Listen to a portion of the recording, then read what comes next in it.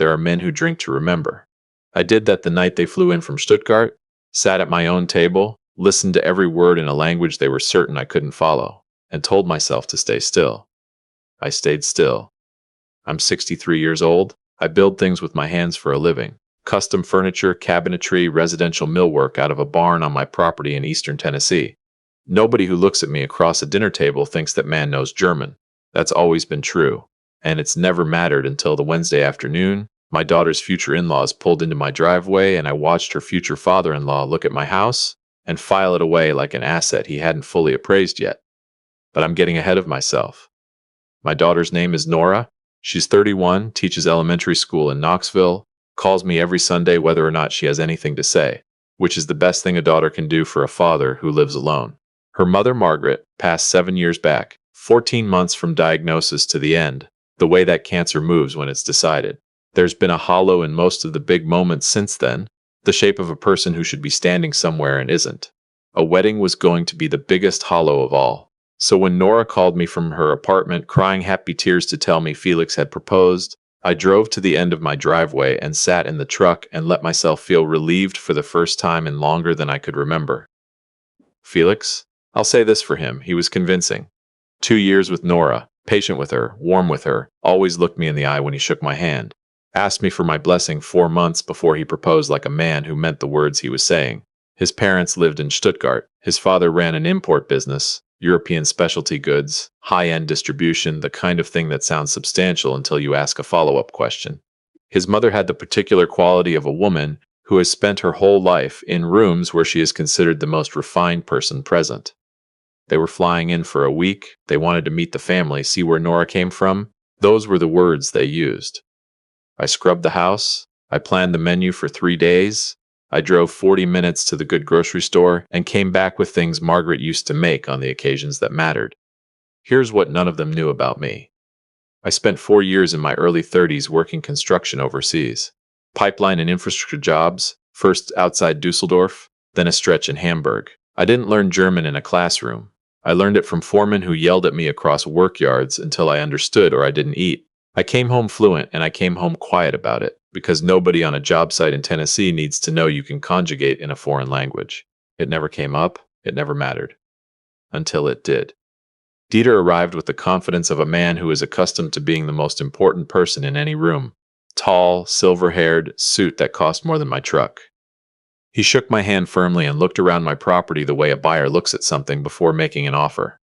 Ingrid smiled the way women smile when they've already decided. She said my home was charming, which is a word that people reach for when what they actually mean would be rude to say out loud. She asked what I did. I said construction most of my career, custom woodworking the last 12 years, a small shop in the barn, 2 employees, good work, local reputation. She nodded the nod of a person absorbing information they have no intention of thinking about again. But Nora was laughing. Felix had his arm around her. The food smelled right. I let it go. The first time they switched to German, I was standing 6 feet away on the far end of my back porch.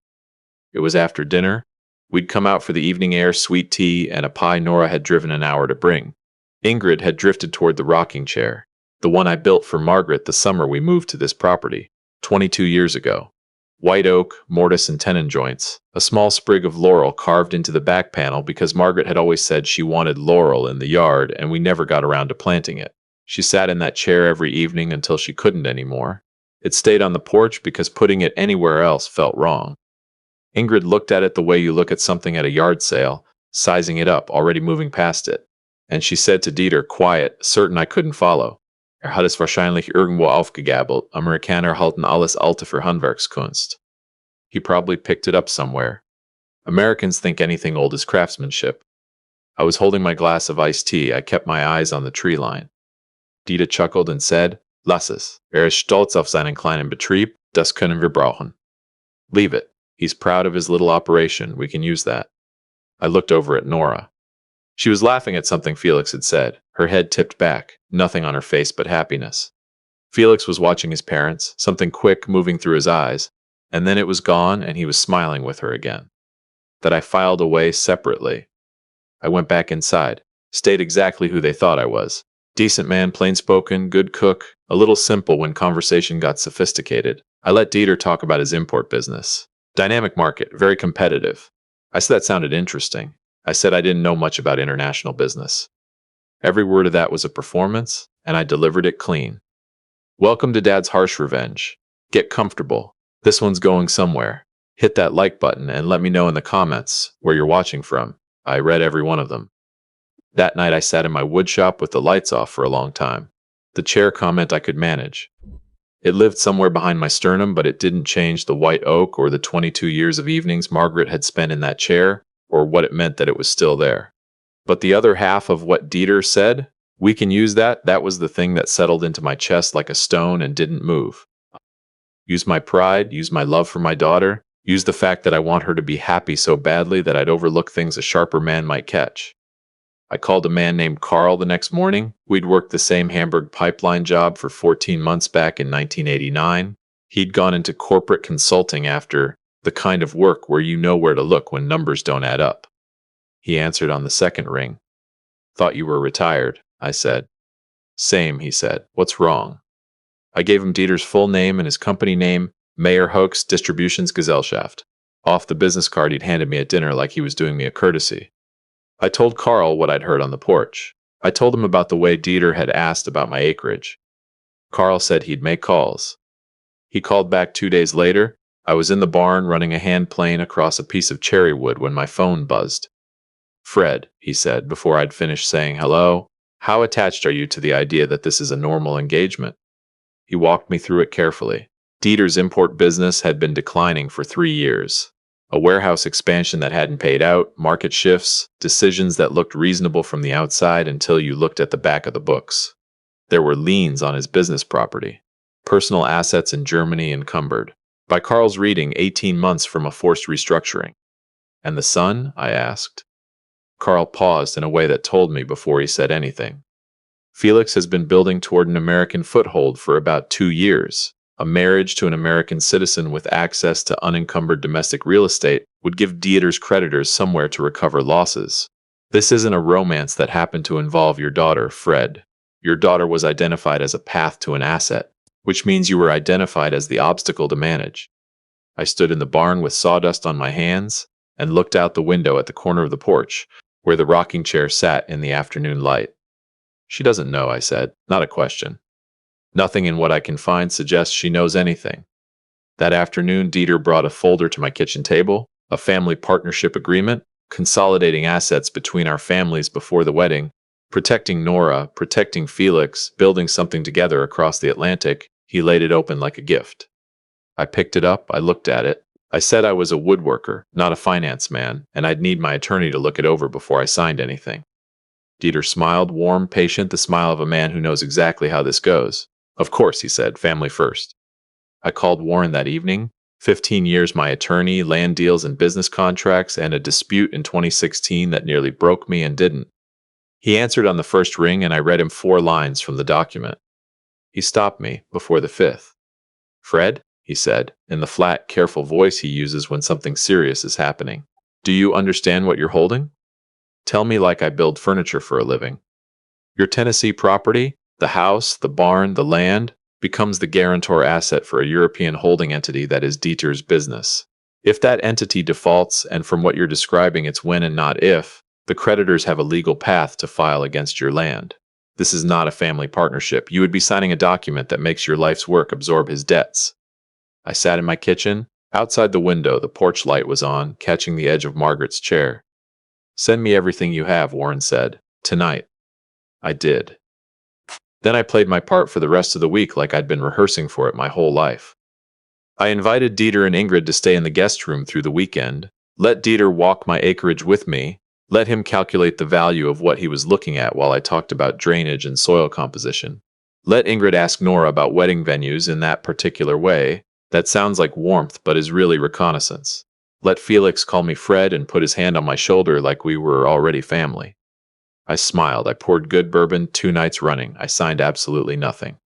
Warren and Carl worked through the week. By Thursday I had a folder of my own, and it sat in my study under the desk lamp where nobody but me had reason to look.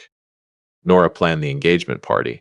She wanted something simple. Close family, old friends, the neighbors who'd known her since she was small, My back porch and yard, string lights, and the oak trees I'd planted the year she was born, a long table with wildflowers in mason jars because that was always her taste. 50 people. My pulled pork over hickory smoke, the recipe I'd been running since before she could walk. She texted me at 9 o'clock on a Tuesday to ask about the lights, oak trees, or along the fence line. I said the oak trees because that's where Margaret would have put them.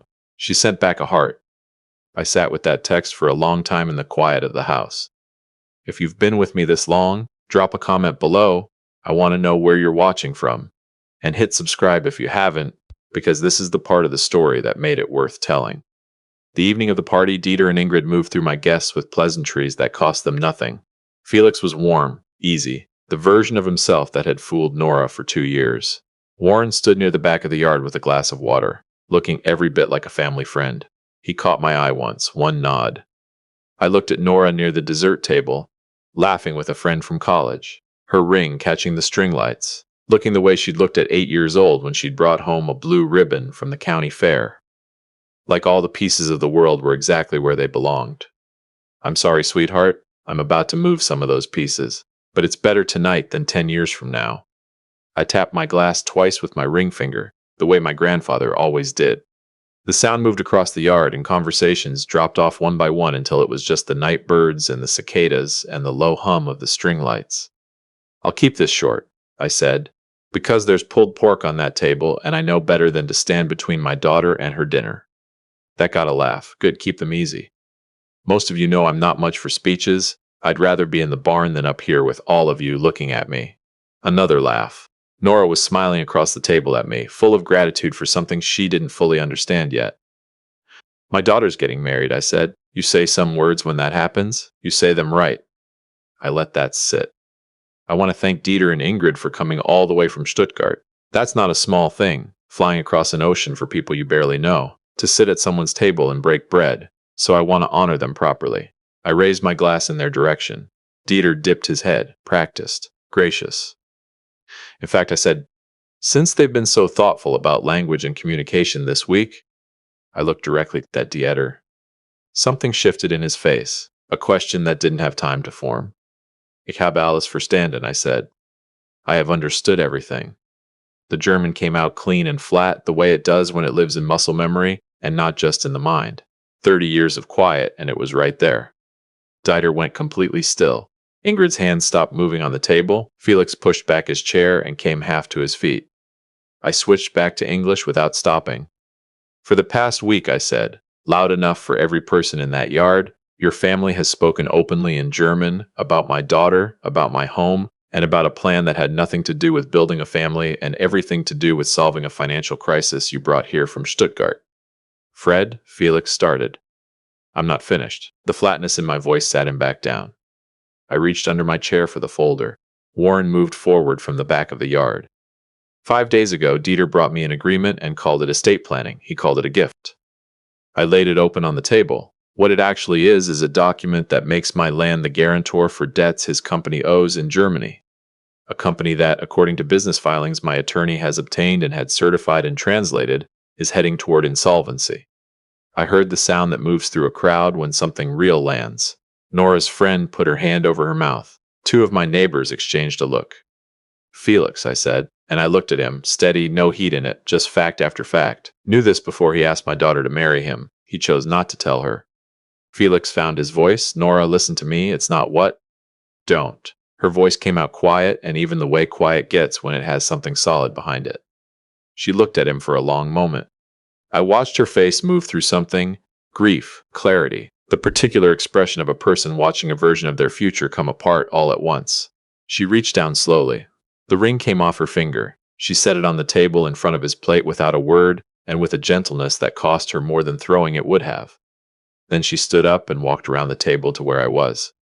She didn't stand behind me. She stood right next to me, shoulder to shoulder, looking out at that table with her chin level and her eyes clear and wet. That's my daughter. That is absolutely my daughter. Dieter tried.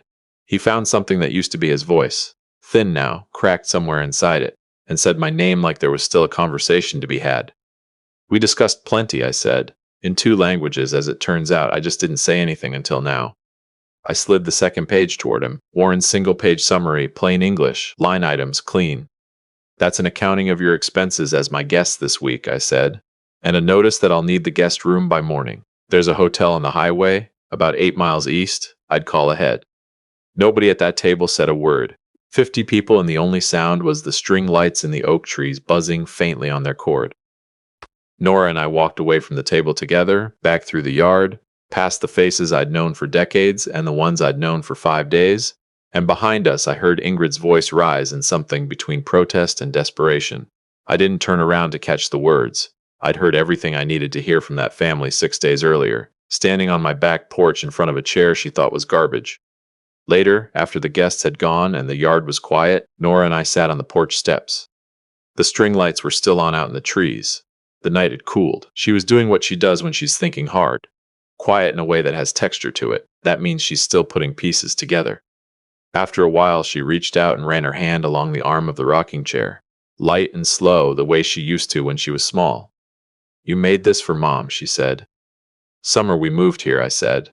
She told me she wanted something on the porch where she could watch the dark come in. Nora was quiet. "That woman looked at it like it was nothing," she said. "Yeah," I said. "She did." "What did she say, in German?" I told her. Nora looked at the chair for a long time. She looked out at the yard where the lights were still glowing in the branches of the oak trees I'd planted the year she was born. Then she let out a breath, the long kind, the kind that's been held for a while. "She was wrong about everything," Nora said. "Not angry, just certain. About you, about what this place is, about what any of it means." She put her hand over mine on the step. "You built something real," she said. "You've always built something real." I didn't say anything to that. Some things don't need a response. They just need someone to hear them and stay. The lights stayed on in the oak trees a little while longer. The night birds were doing what they do. The chair sat where it had always sat. White oak, laurel carved in the back panel, 22 years of evenings, exactly what it was and nothing less. They flew 3,000 miles convinced I was the easiest part of the plan. They were wrong about a lot of things, but they were most wrong about that. If this story meant something to you, hit the like button and subscribe to Dad's Harsh Revenge. There's more where this came from. And drop a comment below telling me where you're watching from. I read every single one.